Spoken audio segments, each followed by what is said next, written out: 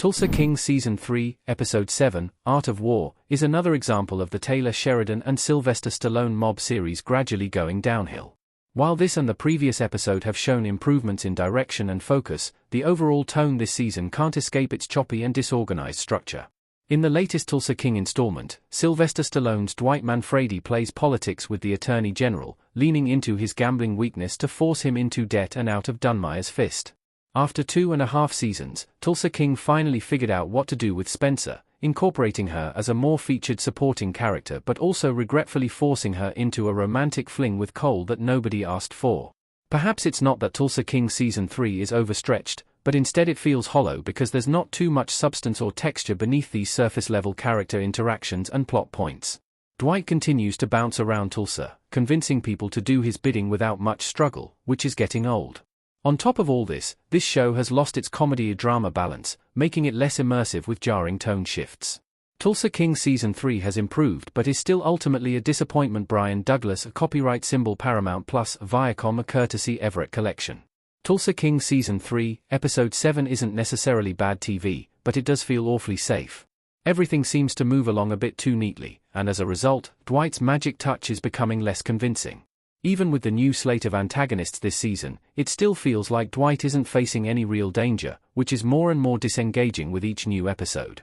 Except for a few shock-value action pieces, like Cole's random hit on Dwight at the end of the last episode, any tension in Tulsa King Season 3 is just blown smoke. There's nearly a sitcom-level guarantee that everything will come back around and work out in the end for Dwight, so the story has basically devolved to just watching his enemies try and fail to beat him over and over again. I really thought Tulsa King Season 3 was going to turn the page after Quiet Ray showed up. However, his character faded into the background once again and may not return but for a hit on Dwight later this season. Dwight speaks in such a matter-of-fact tone to everyone around him, literally waxing philosophical mid-conversation, that viewers can come to expect that anything he declares will happen, which does not make for compelling drama. For a minute there, towards the end of the episode, I thought Dunmire was about to kill his own son, which would have been more consistent with how he was introduced in the series after burning Cleo's house down with her father in it. By the way, Cole and his friends did that, so you would think Dunmire would at least appreciate that. Instead, in Episode 7, we're left with Dunmire questioning his son's defective soul, implying that he's so buff because he's secretly gay. Not great. Tulsa King Season 3 could still rebound before November's finale. Brian Douglas, a copyright symbol Paramount Plus, Viacom, a courtesy Everett Collection. On the bright side, Tulsa King Season 3 could start to improve after the unexpected development of Dunmire ending up behind bars at the end of Episode 7. It certainly makes me interested in Episode 8, since we don't know how long Dunmire will be in jail or how this will affect Dwight's distillery business and other plans in Tulsa. Dunmire simply can't go away at this point, and time will tell if this major curveball will be a step in the right direction or just another pointless element of shock value.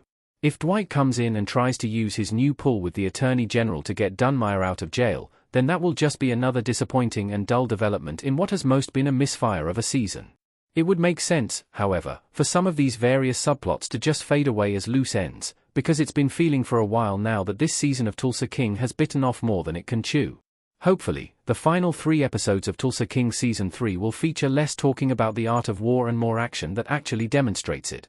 The way this season has gone, we may not be seeing Samuel L. Jackson's introduction as the NOLA King until the finale's end credits. That said, maybe Dunmire is taking a backseat for an even bigger character, like him, to enter the fold, which would finally breathe some life into this staggering Sheridan series.